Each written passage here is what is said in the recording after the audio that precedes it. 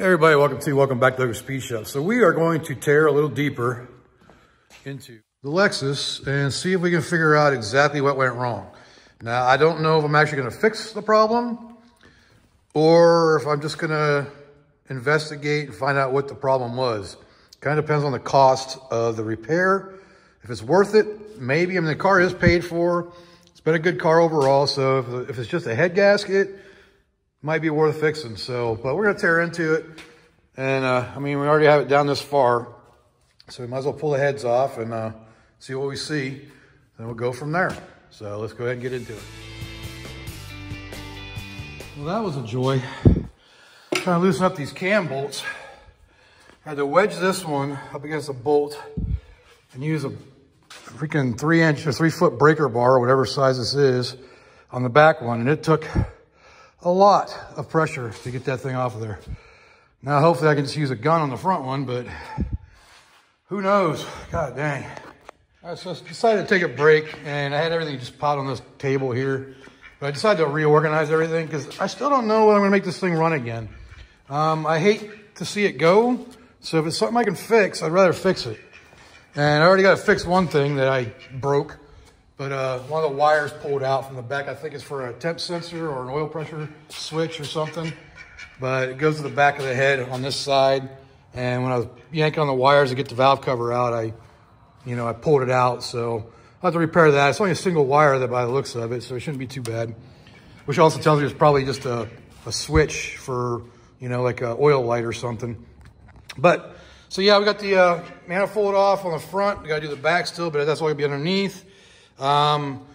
Just looking at this thing, man, I can't believe the alternator over here. That's obviously been covered in that stuff for a while. So I'm surprised that thing works at all. But shows you how resilient parts can be. But just look at the nasty mess in here from whatever, just years of, driving basically. So yeah, let's we got to tear more into it so we can start to take the water passage out of there. I gotta get all the exhaust off first, that way it's out of the way. Not that it's really in the way, but I still gotta get it off the back, and that takes me going underneath it to do it. So, but I'm not gonna film that because it's film. I'm not gonna record that just because it's too hard to get up in there and show what I'm doing. But so yeah, we're definitely gonna be pulling the heads off. I got the cam bolts loosened, and I kind of explained that. They took a big old breaker bar and jamming the crank nut down there on it. So yeah, that was not pleasant to say the least. But we got it done, and now we can get them off, get the heads off, get that cover off. Should be all right. And I got to untension the belt now that we went through the hassle of fixing. But anyways, I'm gonna get to it. I'll be back when I get some more parts off. All right, so I got it torn down a little bit more. Got this rear timing cover off now. Got the rear exhaust manifold off.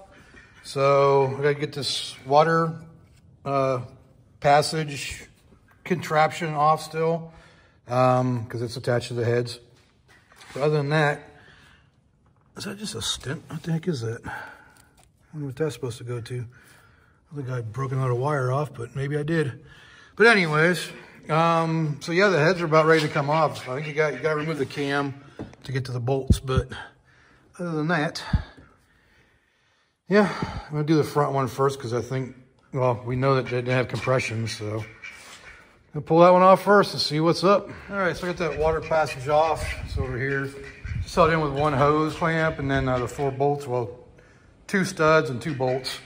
And so yeah, it's just your water fill basically. The only thing left on this head is going to be the dipstick tube, and then the tube that connects to over here. There's a bolt holding it there. A couple brackets over here I got to pull off just to see what the heck's underneath there. And maybe, nope, there's no bolts over here. Those are on the block. So that bracket right there is on the block. So that should be pretty easy to get off now.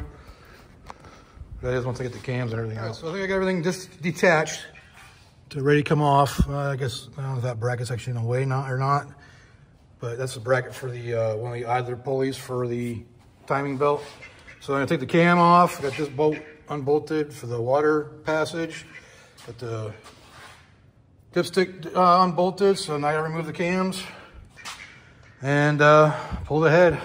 All right, just real quick, the cams are off the lobes now, so there's not gonna be any pressure on it, so it doesn't matter how I take the bolts off, because all the cams are off of the lifters, so there's no pressure actually on it.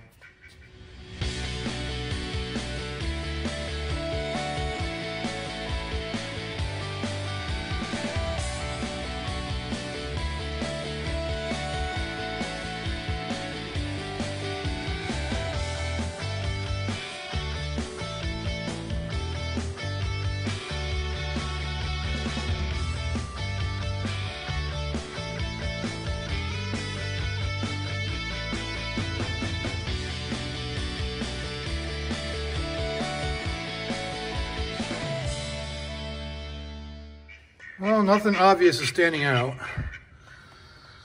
I don't see any signs of cracks, or I don't know where to put my light at. It's probably still under the car.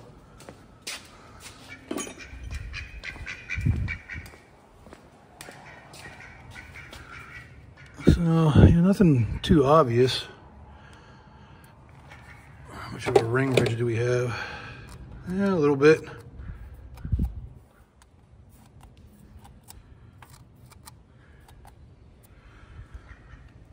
So, yeah, who knows? I mean, this gasket right here was kind of tore out in between the cylinders. You can see right there, but that could have just been for me taking it off. I don't see any, like, again, no smoking gun as far as any spot that stands out. So, I don't know. Take a look at these and see what you can see, if you see anything other than that middle section. Which could be it, but here's the top side. So maybe you see something I don't. That'd be cool. Let me know down in the comments. I don't notice anything too bad with the valves either. Definitely a lot of carbon buildup. Maybe some of that carbon right there is sticking the valves open. Hard to say. Looks like there is a gap around a couple of them. And, but yeah, and this cylinder, which is the front cylinder, it's a lot cleaner than the other ones. So I don't know, like around the edges, maybe not, I don't know. I might just be seeing things and whatever. But that's what the bottom side of the head looks like in the valve. So they do have a lot of carbon buildup on them. And it just flakes right off, but I don't know, kind of crazy.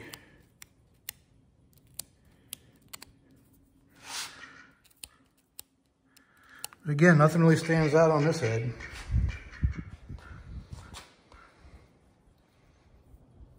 Oh yeah, if you ever find yourself pulling heads on a 3.3 liter VVT engine for a Toyota or Lexus, these bolts are all 12 millimeter.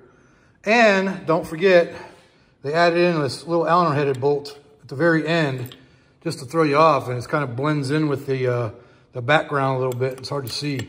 So when you go to pull it off, you can't pull it off. So, some crud in there. But yeah, I mean, it's definitely has 250,000 miles on it. There's no doubt about that, but it doesn't look too bad even for that many miles. But can't tell what the heck's wrong with it still. Got the back head off now. And nothing stands out. I'll probably pull the lifters, or whatever these things are, the lifters out. See if there's anything noticeable about the valves maybe, I don't know. So far nothing looks out of place. And again, the head gasket. A couple black areas where the black kind of wore off. This one has some chunks in between here, but I don't know. And again, the center section. But again, I think that's just from pulling it off. So I don't know. I have no idea what happened to this thing, why it's acting the way it's acting. But I want to figure it out. So definitely found the issue. A couple of these valves are either bent or stuck open or clogged or whatever. If you look right there, you see the light shining through. These are completely closed because the lifters are here. So either the seats are bad, or it's just carbon buildup, or they're bent. There's some more light coming through the middle one. And I think the bottom one is the only one that doesn't have light. Maybe it does, I can't see it all. And you go to the exhaust side, do the same thing. See the light shining through right there. Right there. Not so much down there, but the exhaust side on the outer head, right there's some light shining through the very top and the bottom there. You can see a little pop through there. And the bottom down here too.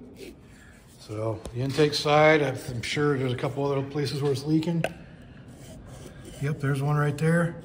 See the light shining through. Looks like the middle one might be out. Nope, there's some at the top there. Can't see it real good, but it's coming at the top up here. And then down here. Yeah, there's some at the top up there too, if you look up at there. See the light? So, yep, we definitely have some sealing issues with the valves. So, at least we found out a problem. That would definitely cause it to leak by like it was doing on the compression test. So yeah, fun times. So now, decide, gotta fix them? Do I fix them or just call it a day on the car? I don't know. It's been a good car and it probably wouldn't take much to fix. So I will see. I'll have to decide how much it'll cost. And then I'll decide. So the other thing I noticed is kind of a trip. If you notice right here, you see how it's just flat going across all these heads here. Right here, right here, right here, right here. But look at that. There is a freaking ledge of carbon buildup on that one. So if nothing else, we'll get these things back together and get them cleaned up and should run a heck of a lot better, but that's 250,000 miles, I guess, of crap on there. But yeah, it's just carbon buildup. Pretty trippy. It's only one cylinder that did it. And it's the back middle one, I'm not sure. Can't remember how these are numbered as far as firing order and whatnot, but yeah, that's definitely gonna be the issue is those valves, but like I said, I haven't decided whether I'm gonna fix it yet. But you'll all be the first to know if I do. All right, I'm just gonna finish it up this video for tracking down exactly what the problem is, and I'm pretty sure those valves hanging up like that are gonna be the issue that caused the lack of compression and not letting it fire up. So it might have fired up once I fixed that timing belt, but who knows? And I don't know what made the timing belt jump either. Maybe the timing belt jumping made the valves do what they did and now they're bent. I don't know yet. I'll find out when I pull them out, but that's gonna be a different video for a later time because I'm not gonna tear into them right now. So on that note, so if you wanna see me tear these valves out and maybe lap them and get them to clean up a little bit, see if they're bent and whatnot. So if you wanna see that process, let me know down in the comments and I will make a video about it. Pulling the valves out and seeing what, if the seats are bad, if they just need a quick cleanup and a possible hone or a lapping, then let me know down in the comments. But if you like this video, go ahead and leave a like down there. Leave me a comment. Let me know what I can do better, and subscribe while you're at it. And again, I want to thank everybody if you made this far. You know, it's a shame that the Lexus, this happened to the Lexus when it did, but you know, I appreciate y'all watching. And until next time, I will see you all later.